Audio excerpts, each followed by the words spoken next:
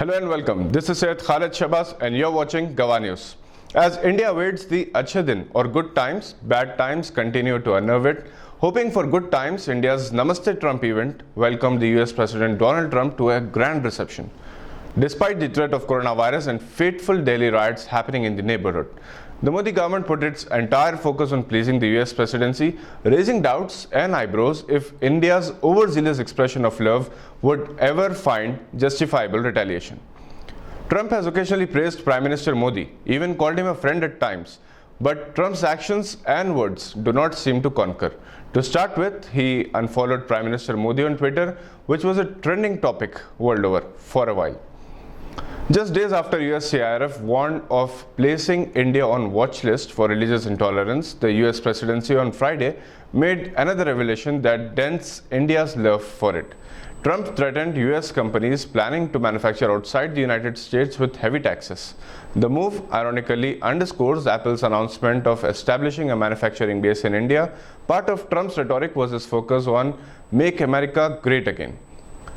Just 2 days ago, Prime Minister of India, Mr. Modi, announced a 20 trillion rupees package as relief for COVID-19 induced lockdown, which focuses on Modi's signature Make in India programs to a great extent.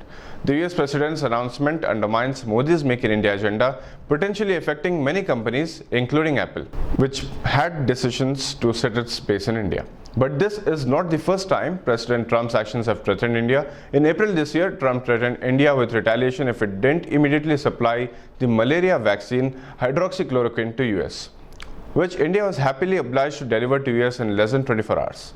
It seems the US President is upset with India since recently, and a lot of such issues testify the fact.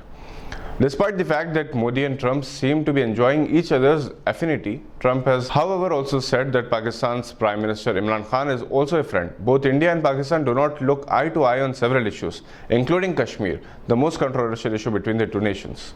Trump has offered to mediate the Kashmir issue between the two nations on multiple occasions, citing it as a big problem within the countries. But India rejected the offer, calling it an internal issue. As far as Apple is concerned, the tech giant had plans to do a business of $7 to $9 billion in India. There was hope that Apple, which manufactures largely in China, would shift 20% of its manufacturing ops led by Foxconn and Wistron to India. An unnamed Indian official was quoted in a report as saying Apple would manufacture $40 billion worth of smartphones over the next 5 years, which would be a great boost to employment and economy. Apple currently sells about $1.5 billion of phones in India, of which $500 billion are made locally. It is one of the world's richest companies that makes iPhones, iPads, iPods, Mac computers and other electronic products. Trump says his decision to levy taxes on US companies, including Apple, manufacturing outside India is to retain them to manufacture locally, that is in USA. Incidentally, in December 2019, Prime Minister of India is said to have met top executives of different smartphone companies, including Apple, and announced a 48,000 crore rupee incentive if they shifted manufacturing ops in India. Samsung and local smartphone maker Lava were also consulted.